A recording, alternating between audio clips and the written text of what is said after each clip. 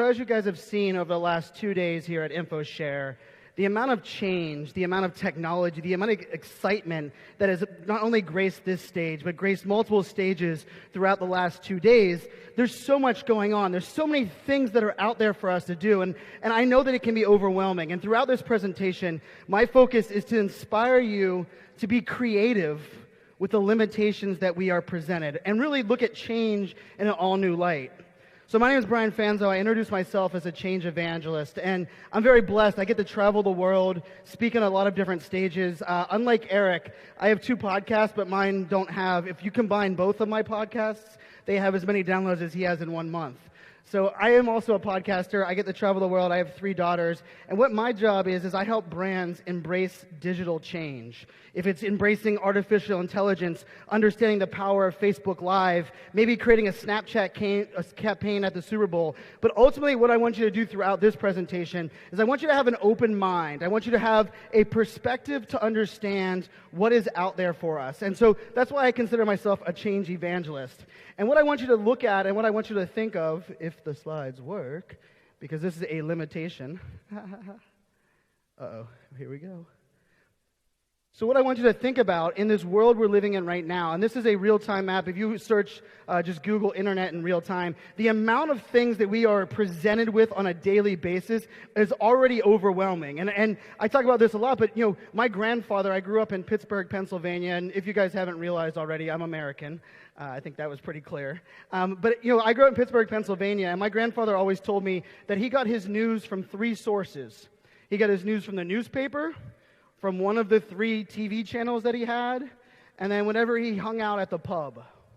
And those were his 3 sources of news. Today we're overwhelmed with 5,000 apps on our phone, notifications, email. We have 15 different social networks. You probably played around with mixed reality, artificial intelligence, virtual reality. We have all of these distractions, all of these things going on. And the crazy part about this, not only does it overwhelm us, but oftentimes we get confused on where to start, or even confused on why we should be doing these things. A lot of Eric's presentation earlier, I'm a big believer in content marketing, but part of the thing with content marketing is you just have to do it. You have to start. The reason it takes 12 to 18 months is because you have to start that momentum. And a lot of this that you see up here, not only does it distract us, but it gives us, in this world that we're in right now, it actually opens our mind to change. And so when we look at change, and for everyone that's out here, I don't know many people that look at change and get excited about change. And I am one of those people that I actually have a unique background. I worked in cybersecurity for the Department of Defense in the United States, and my job was getting the Air Force to share policies with the Army, the Navy to share policies with the Marine Corps. And so anyone that's out there that is in collaboration, I can almost guarantee that my job for about 9 years was a lot harder than yours, as getting those different branches of the military to not only embrace change, but ultimately collaborate and share.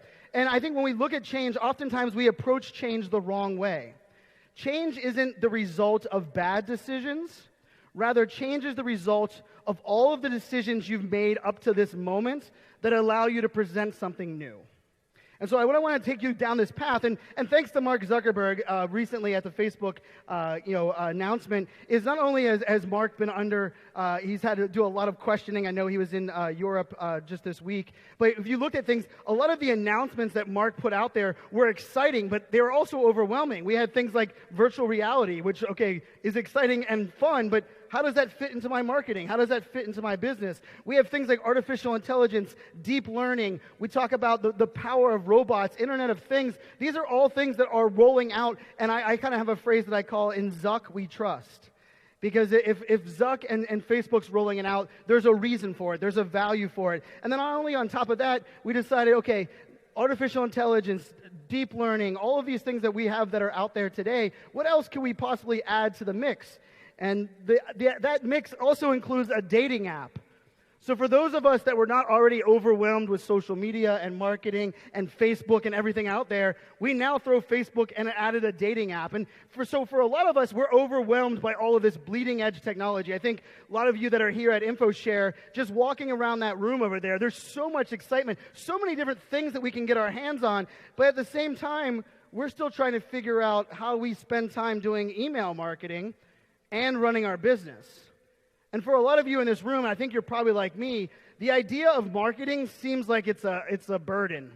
I never considered myself a marketer because for me, marketing seemed like sales enablement. Marketing seems like a lot of distraction, but I firmly believe in today's day and age, community is the future of business. And when we start looking at community, we have to start understanding our customers. And there was a great reminder of where we currently stand when it comes to the current state of our world. And other than the fact that apparently technology, but if you guys remember, I don't know how many of you guys were watching, but I spent a lot of hours watching Mark Zuckerberg get questioned by the wonderful people that are at the powers of the country that I belong to. And the first thing I thought was, well, actually, I thought a lot of things. I felt really bad for Mark. I felt really bad for the state of our world. But what it reminded me more so than anything, we have virtual reality, we have augmented reality, we have artificial intelligence, Internet of Things, but we also have people that are confused that Facebook owns Instagram, and that Facebook makes money with ads, and that social media isn't a passing fad. And so what I want you guys to take into account is that, yes, there's excitement. Yes, there's tons of things going on. But if you focus on only the bleeding edge, you alienate, well, some of the people that were questioning Mark that are still confused on where the internet fits into our world. And so we need to remember at all times that change is hard. Change is scary. Now, these are a picture of my 3 daughters. I have an 8-year-old, a 7-year-old, and a 4-year-old. And one thing that they've taught me more so than anything else is that if you tell somebody or force somebody to change, the first thing they say is no. So if I tell you in this room that you need to launch a podcast, if I tell you in this room you need to be on Snapchat, or you need to start using Instagram stories, the first thing you're going to say is, I'm just learning Facebook. Or Eric told me about LinkedIn now, and all of a sudden I remember that LinkedIn's a social network, not somewhere you go when you're looking for a job or to hire people. We can get overwhelmed by all of this change. So what I want you to think about is we must look at change rather than what the change is. We must look at what the change matters to us. I don't want you to change just for change's sake. Rather, I want you to embrace change and look at change as new possibilities. And those new possibilities come to us, and they allow us to do certain things. But one of those things that change presents is fear. And how many people here have heard of FOMO or have FOMO, right? FOMO, right. Well, so this is a perfect segue because I actually host a podcast called FOMO Fans that allows you, every week, I cure your fear of missing out. And the reason I created that podcast is I love bleeding edge. I'm one of those people that says, can we insert a chip inside of my arm so that I can learn Polish? Because it was really hard for me to order at the food trucks. I couldn't even read the menus. You know, I struggle with English. I talk fast and tweet faster. But for me, I'm ready to insert a chip so that I can learn the language and so that I can relate, right? I'm at that bleeding edge. But I also realize that not everyone is like me. Not everyone is excited about the possibility of a world that lives in mixed reality. If anybody saw the movie Ready Player One, there was 2 responses from the people that were leaving the movie theater at Ready Player One. There was people so excited about technology, they're Googling virtual reality and how they can install it. And there was other people that wanted to throw their phone in the trash and wish they could go back to horse and buggy and delete the internet. The fear of missing out is real, but fear of missing out is change that is presented to us because we are scared of the unknown. Now, on top of fear of the unknown, we also have this really, it should be a 4-letter word, but it's really only 3 letters for the most part, and that's ROI. And so oftentimes when I'm working with brands, they're like, well, I don't need to use Facebook Live because how do I prove the ROI? Or why would I launch a podcast? It's going to take me 3 years to get sponsorship on a podcast. I don't have that amount of time. I'm a startup. I need ROI, damn it. Give me the ROI. And so ROI and fear, in my opinion, are often 2 of the biggest drivers that prevent people from understanding the possibilities of marketing. And so I look at fear and I look at ROI, and I want to break it down. I want to take it a step back and say, okay, let's take fear and ROI off the table. Let's change the equation. Let's go back and figure out what our focus is as a business. Now, like I said earlier, I'm in marketing now. I get to travel the world.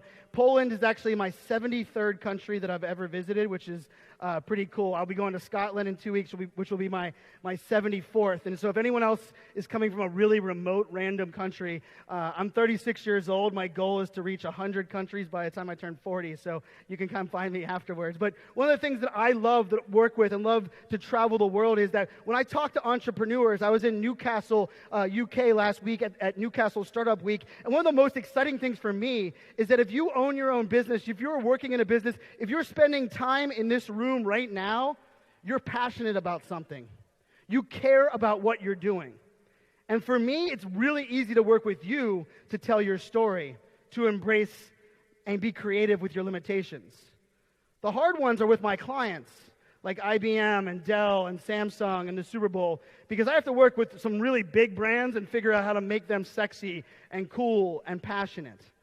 It takes a lot of focus. But what I want you to focus on throughout the rest of this presentation is I want you to think about this one question. What does success look like for you? Virtual reality and augmented reality are exciting, but does that fit into your success? Does that help you get one step closer to reaching your business goals?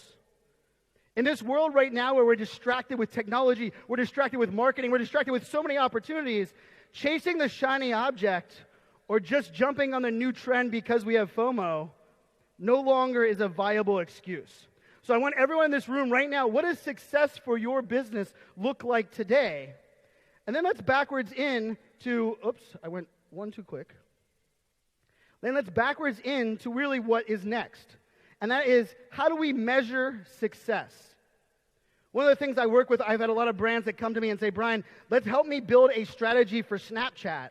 And one of the things they always say, well, Snapchat doesn't have an open API. Snapchat doesn't really give us really good analytics. It's really hard to track that really horrible four-letter word called ROI. And I often challenge them and say, no, it's not. We do things like a screenshot campaign, or we do link outs to Twitter where we can manage or measure that success. And so when you look at these different things, I always ask, what does success look like? And then ultimately, how are we going to measure that? Now, for a lot of people, measuring success can kind of be scary because now you have to put up or shut up. And I think in marketing, especially in social media for the last, I'd say 9 years or so, we were really good at hustling. We were really good at working hard and going nowhere. Anybody that spent money trying to get likes on something and then couldn't figure the ROI out, yeah, I can't figure that out either.